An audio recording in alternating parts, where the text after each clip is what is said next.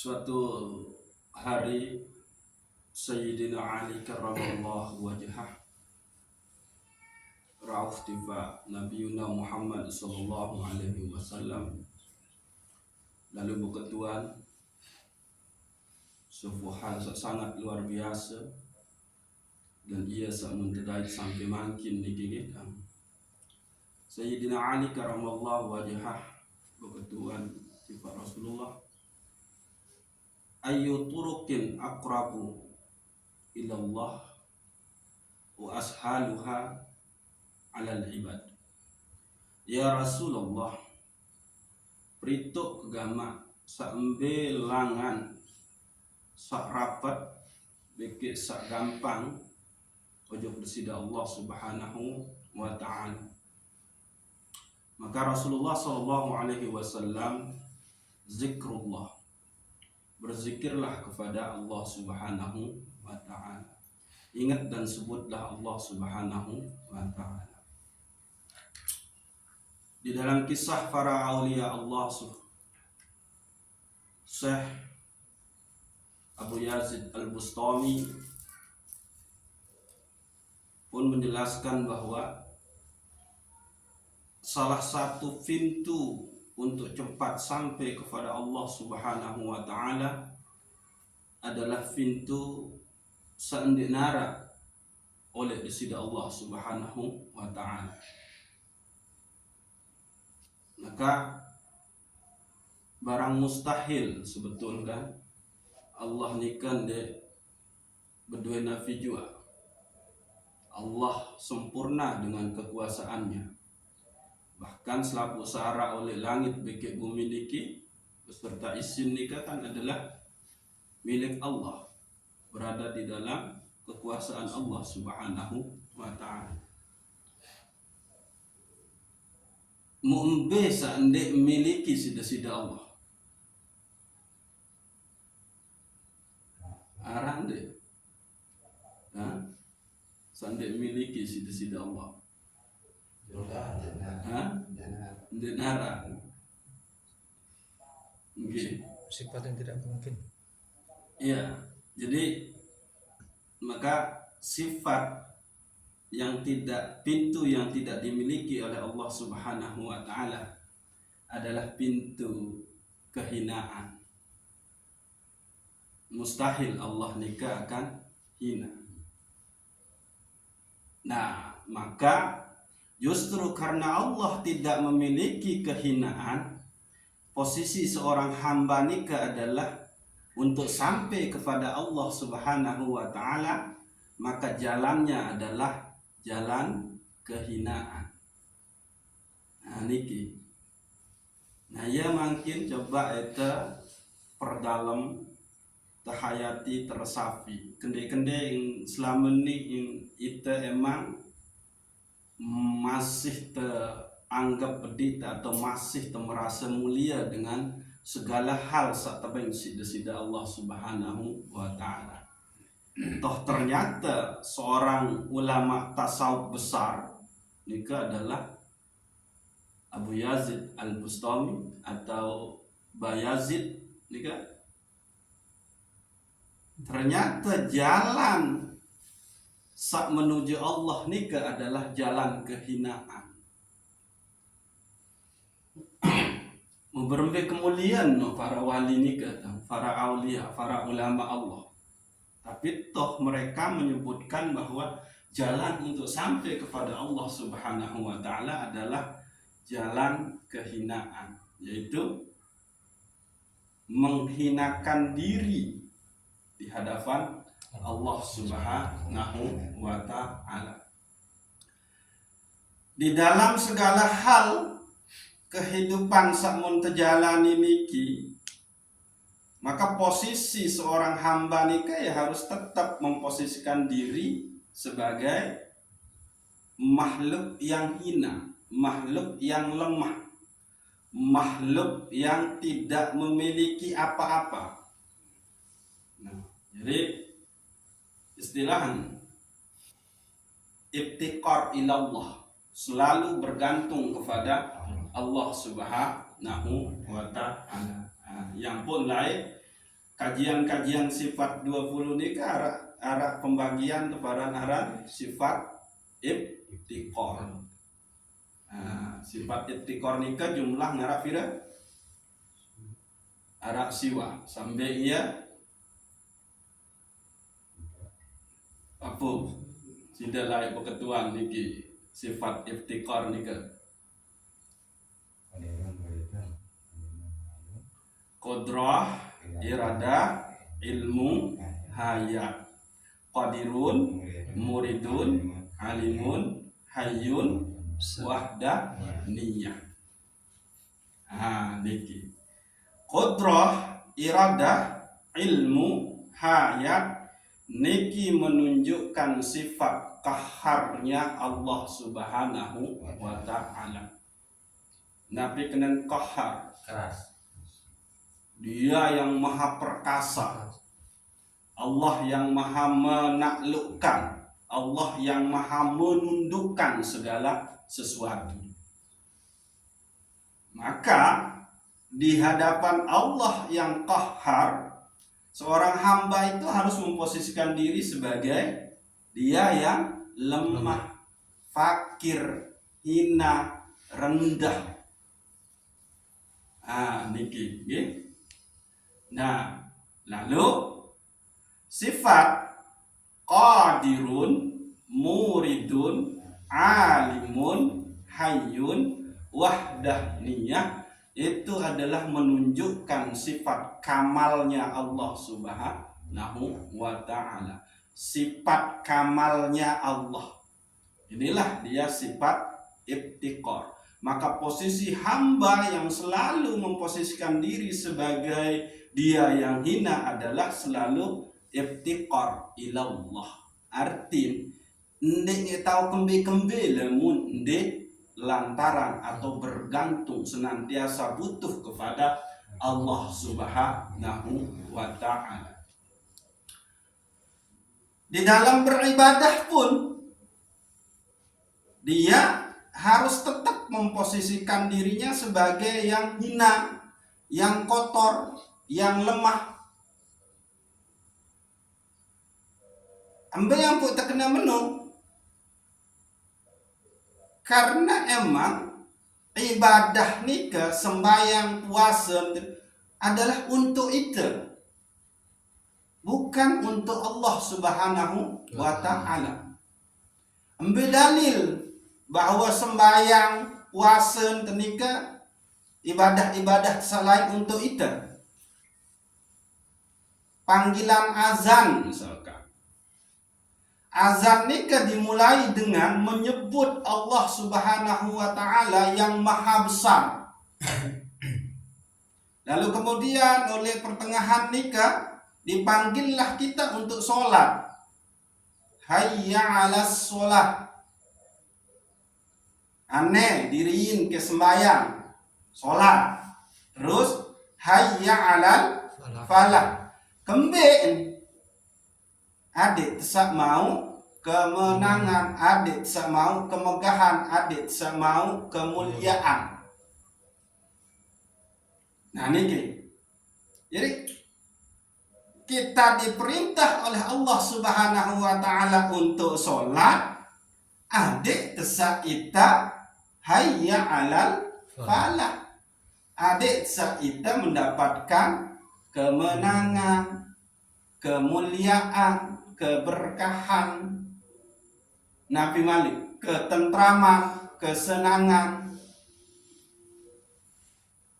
Lagu sholat yang kita dirikan dan itu untuk diri kita itu adalah sholat yang di situ mengandung iktikad keyakinan bahwa la haula wala quwata illa billah. Ya ampun lemun dengan ngebang kena hayya 'alas sholat, maka itu menjawab dengan la haula wala quwata. Oke, ane sembahyang, lagu ingat ndek tahu sembahyang lemun ndek lantaran besida Allah Subhanahu wa ta'ala. Ya ampun ente kena bahwa Ite sembayang nu adalah anugerah.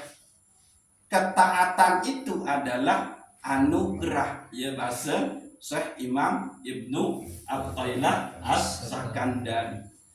Jadi niki salat yang akan mendatangkan kemenangan bagi seorang hamba itu adalah salat yang di situ dia mengaku tidak bisa menjalankan sholat, lemah.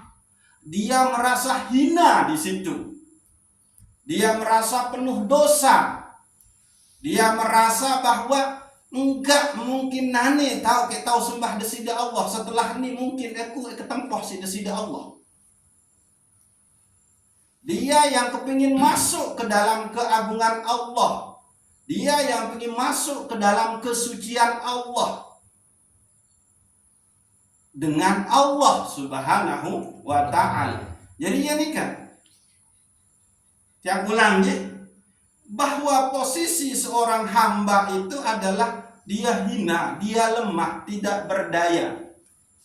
Hatta niat beribadah kulit desida Allah, marah misal sembahyang, ia ampun ibadah nikah adalah terperuntuk untuk diri yang sholat itu, bukan untuk Allah Subhanahu wa ta'ala.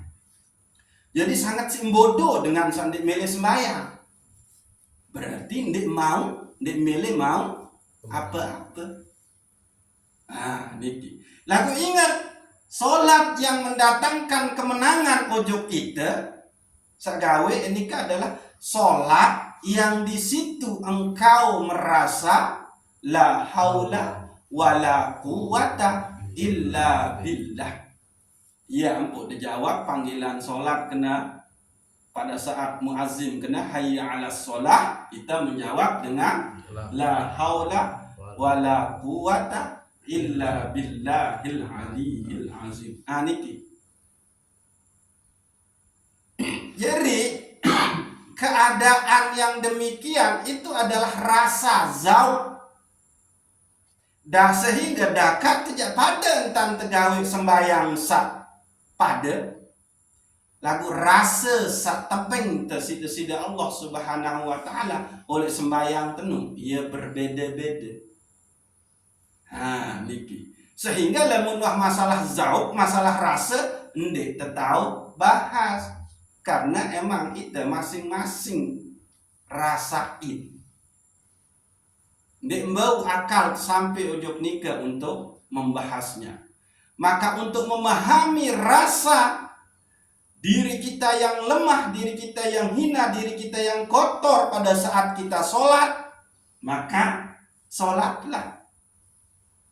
Yaitu dengan cara mensirnakan diri kita, meniadakan diri kita, memposisikan diri kita sebagai hamba yang dhaif, hamba yang zillun, yaitu hamba yang lemah, hamba yang hina, hamba yang kotor, hamba yang fakir, hamba yang bergelimangan dosa, hamba yang sangat hina, sangat rendah.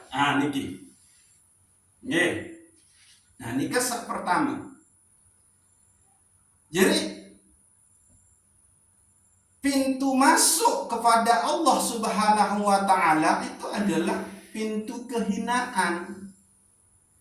Dan permasalahan bagaimana seorang hamba memposisikan diri sebagai yang hina di hadapan Allah Subhanahu wa ta'ala, niki menempati posisi pembahasan sangat luar biasa oleh dalam ilmu tasawuf. Karena udah dengan sendirinya kalau dia menempatkan diri sebagai yang hina, yang lemah, yang kotor, maka dengan sendirinya yang muncul di situ adalah Allah sebagai yang maha segala-galanya. Niki.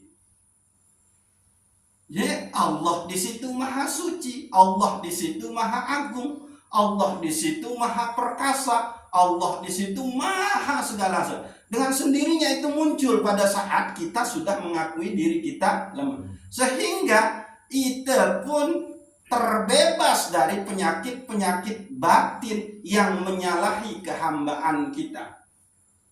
maka kita akan terbebas dari riya, ujub, takabur di dalam beribadah. Nah niki manfaat dari merasa diri hina.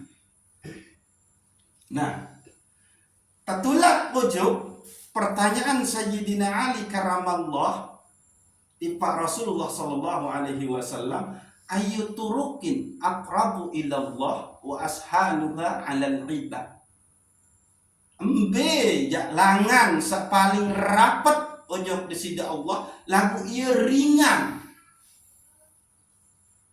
di dalam penghambaan, pengabdian. Maka Rasulullah menjawab dengan zikrullah, mengingat dan atau menyebut Allah Subhanahu wa ta'ala.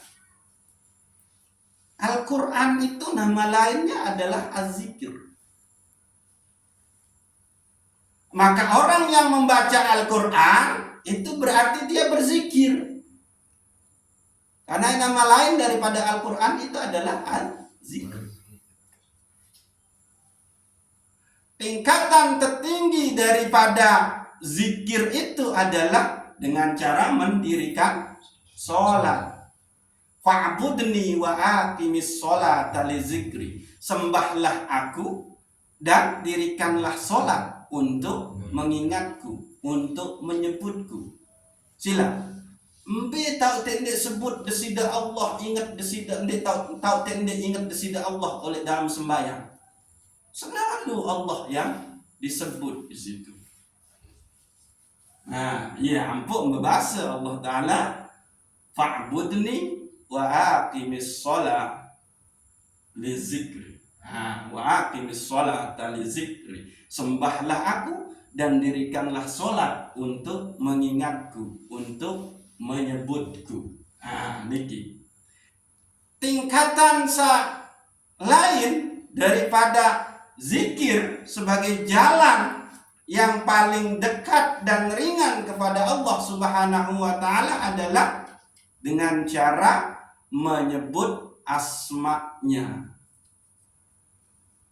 Atau dengan cara kita bilang la ilaha illallah, la ilaha illallah. Nah, ini caranya. Terus cara lain adalah dengan cara tafakkur wa tadabbur, dengan cara berpikir dan merenung akan hakikat segala yang diciptakan oleh Allah Subhanahu wa ta'ala, adik sampai ujub musyahadah kepada Allah Subhanahu wa ta'ala. Nah niki lagu harus tetap pasang keyakinan bahwa entah zikir dalam bentuk sholat, zikir dalam bentuk membaca Al-Quran, zikir dalam bentuk mengucap la ilaha illallah, zikir dalam bentuk tafakkur dan tadabbur, posisi kita di situ adalah lemah, hina. Ndek ketahu sembahyang, ndek ketahu baca Quran, ndek ketahu kenal la ilaha illallah, ndek ketahu berfikir, merenung, lamun ndek lantaran desida Allah Subhanahu wa ta'ala.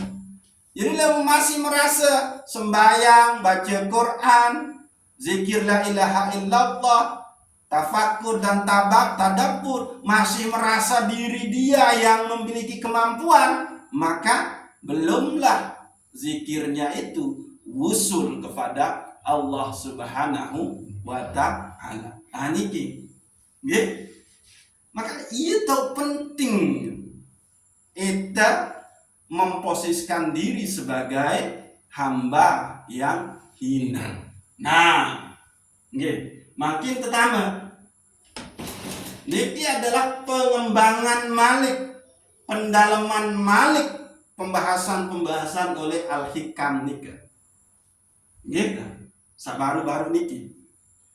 Ukhruj min awsafi basariyatika an kulli wasfin munaqidin li'ubudiyatika litakunu linida'il haq mujiban wa min hadratillah qariban. sugul kelengan sifat kemanusiaanmu, sifat-sifat kemanusiaanmu yang rendah dan hina, yang menyalahi kehambaanmu. Ini munaqidin li'ubudiyatika, yang menyalahi kehambaanmu. Jadi lamun kita merasa diri kita ni kuat, gagah, sugih, mampu, maka itu yang disebut menyalahi kehambaan kita. Sementara yang kuat, yang gagah, yang sempurna, yang perkasa itu adalah Allah Subhanahu wa ta'ala. Lamun masih deman anggap